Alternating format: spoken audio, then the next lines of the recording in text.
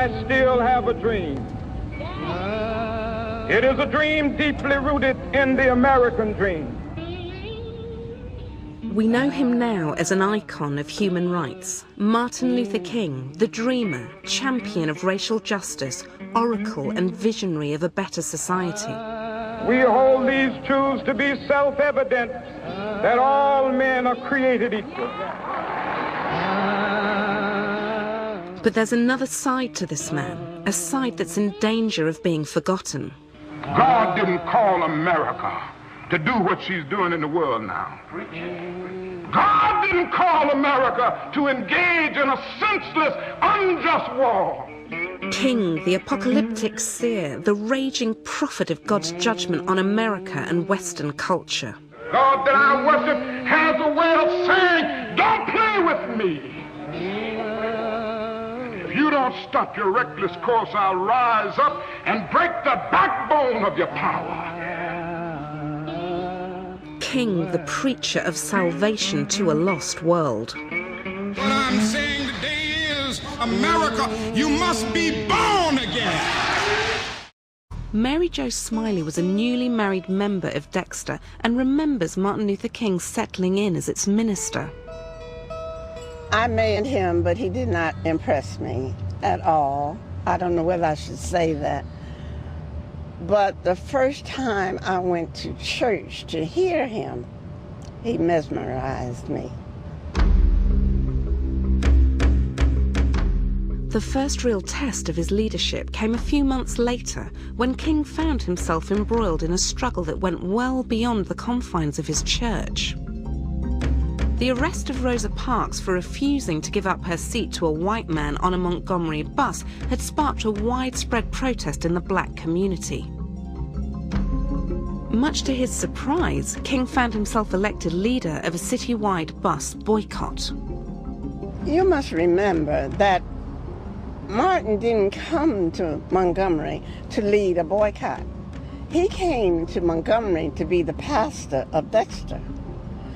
And all of a sudden, he was just thrust into that position. But King's oratory at the mass meetings electrified his audiences and encouraged them to believe that anything was possible. If that man had told me to dance in a fire, I would have walked right in it and tried to dance. When Martin Luther King came here and began his ministry, do you think at any point he decided he'd got out of his depth? Well, there was a critical point in early January, late January of 1956, right after the bus boycott would have started. How old was he? He would have been about 26 years old. So he's a really young man. Quite young. And that particular evening, he got a call late that night, about midnight. And he had received threats in the past, but this one just somehow really agitated him to the core of his being. King later recalled this experience in one of his sermons. But I never will forget one night, very late. The telephone started ringing and I picked it up. On the other end was an ugly voice. That voice said to me in substance, "Nigger,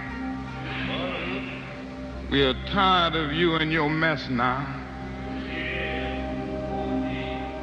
And if you aren't out of this town in 3 days, we're gonna blow your brains out and blow up your house."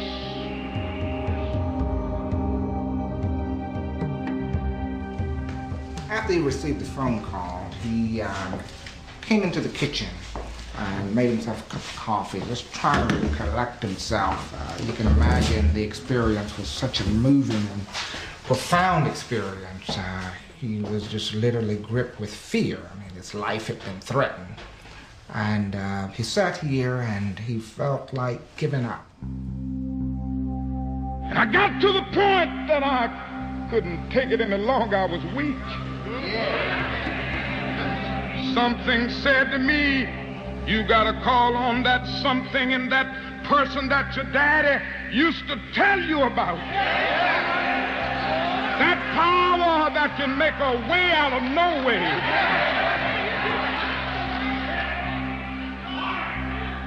I discovered then that religion had to become real to me, and I had to know God for myself.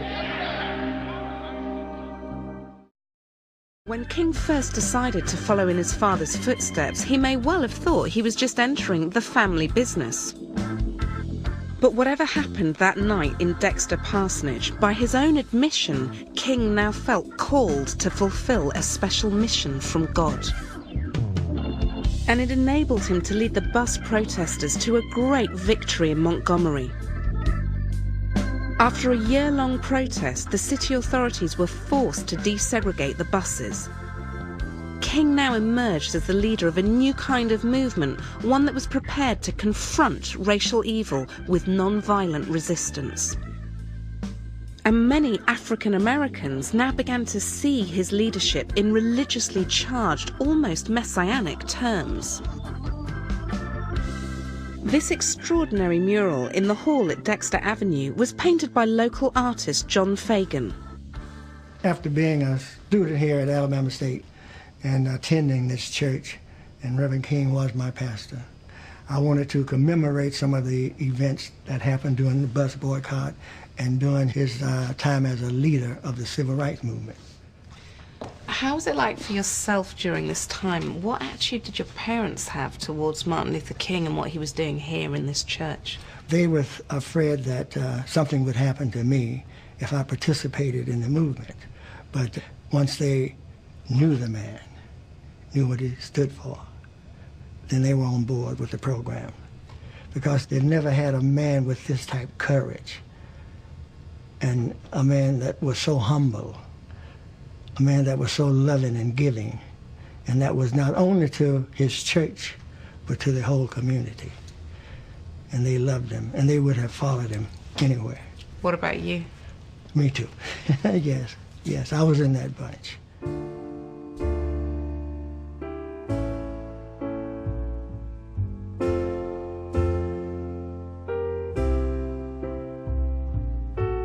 This is really fascinating because everybody sees Martin Luther King as an iconic figure.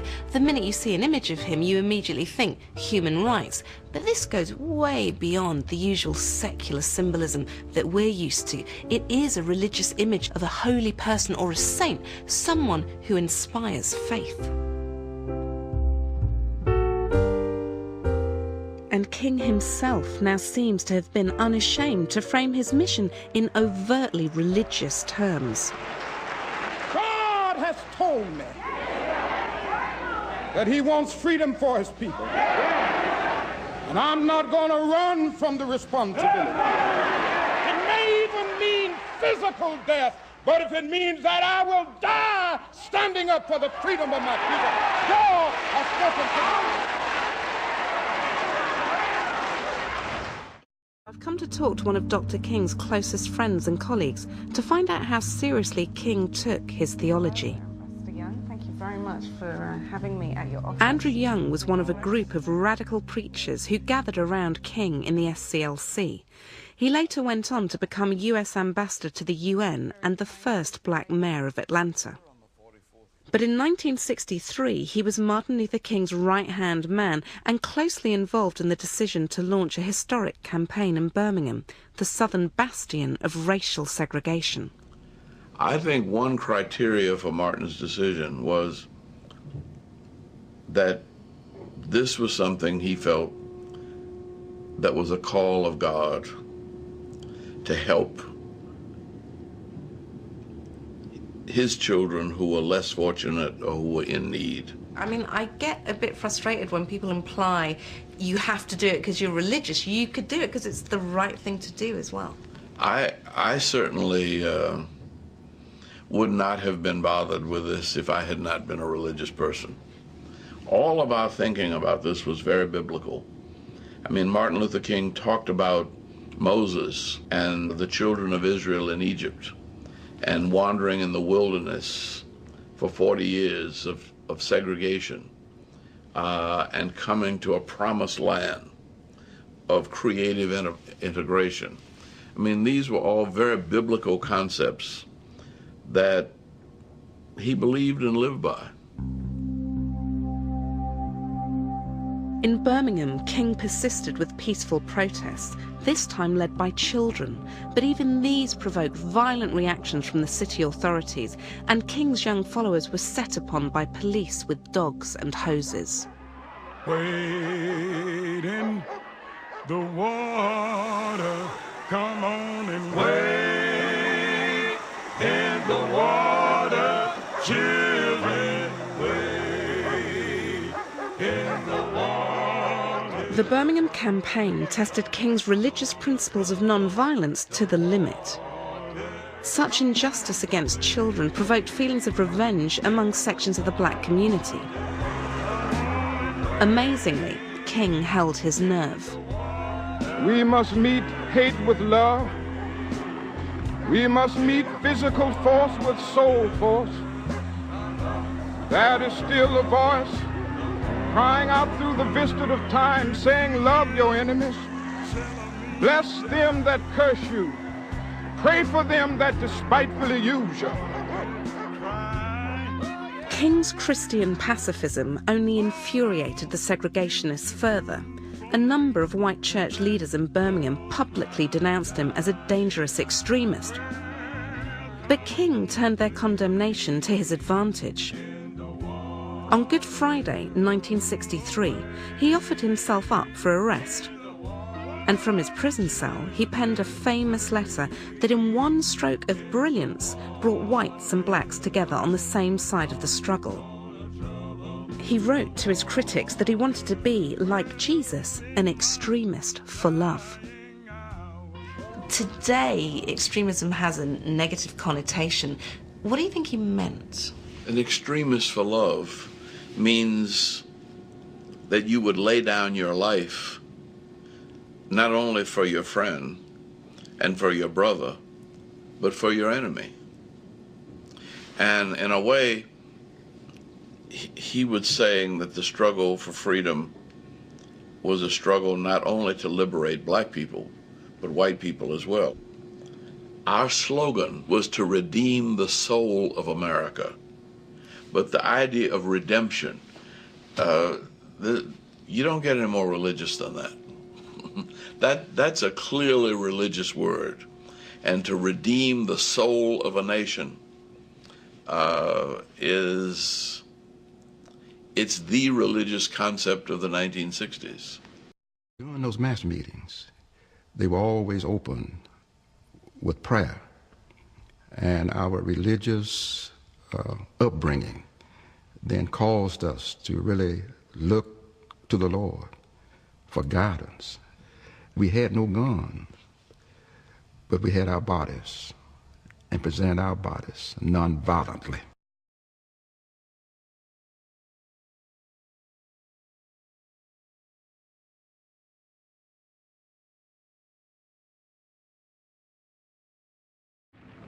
I'm back at his old church, Ebenezer Baptist, to talk with Professor Richard Lisher about the dream.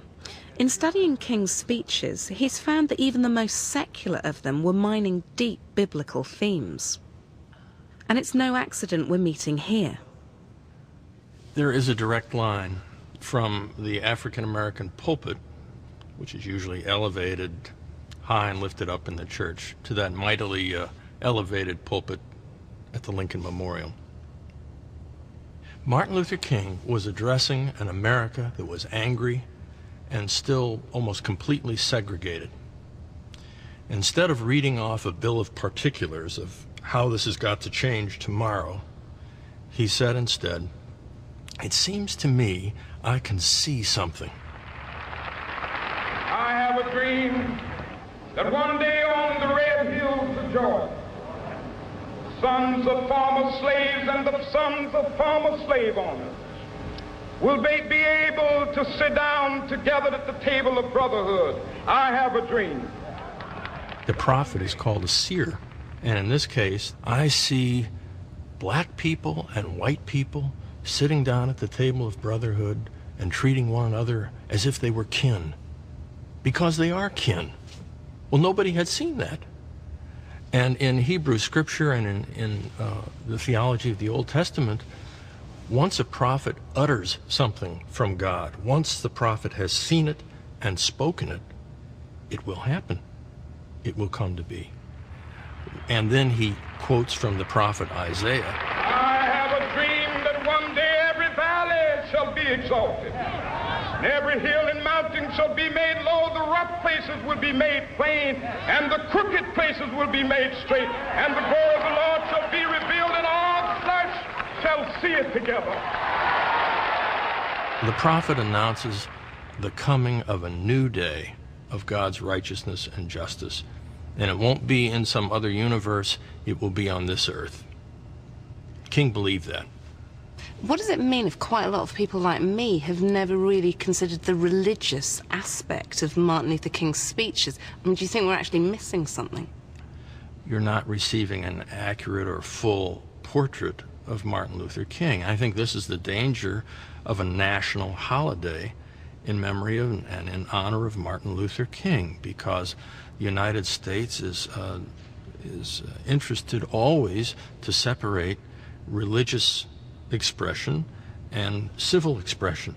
So there is something that is sheared off, as it were, by a secular reading of Martin Luther King. It's not the full man, it's not the whole person. You've got to wonder where the power was. Here, the Capitol, with all the instruments of the state at its disposal, or there, across the road, at Dexter Avenue Baptist Church, where black folk, led by preachers, were armed with nothing more than the Bible and the strength of their convictions. The Voting Rights Act of 1965 was a towering achievement and a testament to King's Christian leadership of the civil rights movement. But it soon became clear that changes in the law, however important, were not enough. Taking his civil rights campaigns to towns and cities across the country, he began to voice a radical critique of the American way of life. His emphasis shifted from simple racism to the evils of poverty and greed. It didn't cost the nation 1 penny to guarantee the right to vote. But now we are dealing with issues that cannot be solved without the nation spending billions of dollars and undergoing a radical redistribution of economic power.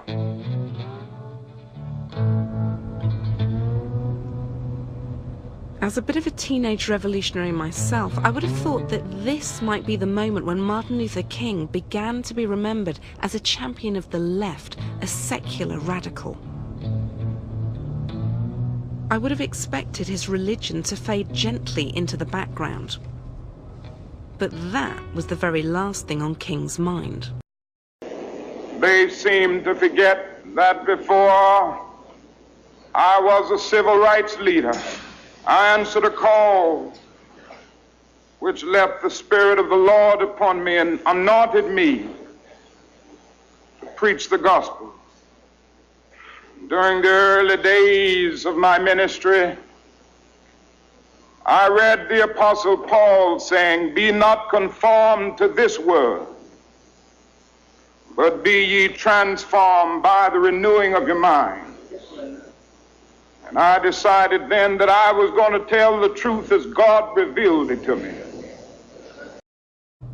Don't let anybody make you think that God chose America as his divine messianic force to be a sort of policeman of the whole world. God has a way of standing before the nations with judgment, and it seems that I can hear God saying to America, "You're too arrogant." The pressure on King increased still further in 1967 after he publicly opposed the Vietnam War. Unjust war in Vietnam. President Johnson was furious at his one-time ally, and King came under even closer surveillance. In my mind, opposition to the Vietnam War was the defining image of the left in the 60s, and perhaps that's another reason why I've never seen King in religious terms. But as you examine his speeches, you're struck by the fact that the more radical his politics, the more biblical his convictions. God didn't call America to do what she's doing in the world now. God didn't call America to engage in a senseless, unjust war as the war in Vietnam. And we are criminals in that war. We've committed more war crimes almost than any nation in the world, and I'm going to continue to say it. King's language at this point now becomes much more judgmental. I mean, is this someone who's really raging inside? I think King at this point really embodies the prophetic personality. King is like a modern-day Amos, or a modern-day Isaiah, or a modern-day Jeremiah. Thus saith the Lord, says the prophets of old. Now, prophet's life is not happy. There's nothing happy about being a prophet. Martin King stood in the marketplace of lies and told the truth, knowing his neck was going to get the axe. And for that reason, for the brother to stand up there and do that, it seems to me that Martin is an example of something we all can do. But he knows there's a heavy price to pay.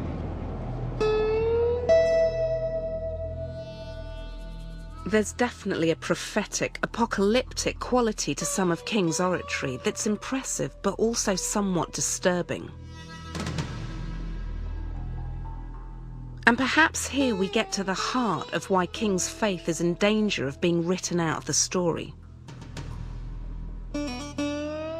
In today's world, we often see religion as trouble. Far from being a solution, we see it as part of the problem. Unreasonable, divisive, militant. Aren't we more than a little bit afraid of the preacher king? God that I worship has a way of saying, don't play with me. Be still and know that I'm God. If you don't stop your reckless course, I'll rise up and break the backbone of your power. And that can happen to America.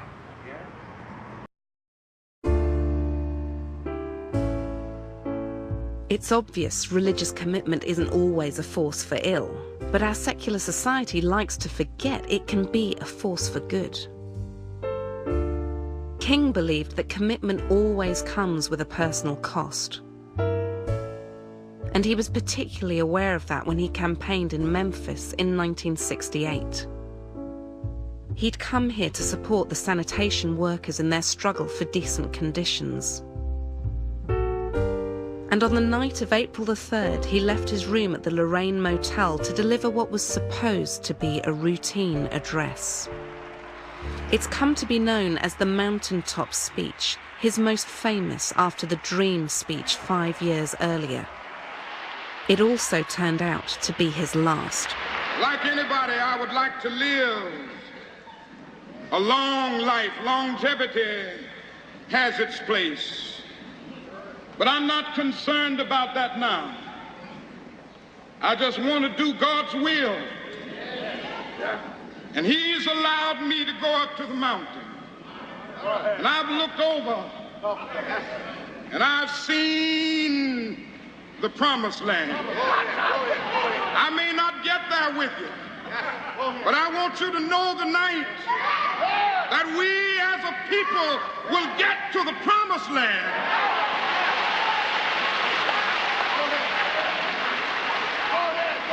So I'm happy tonight. I'm not worried about anything. I'm not fearing any man. Mine eyes have seen the glory of the coming of the Lord.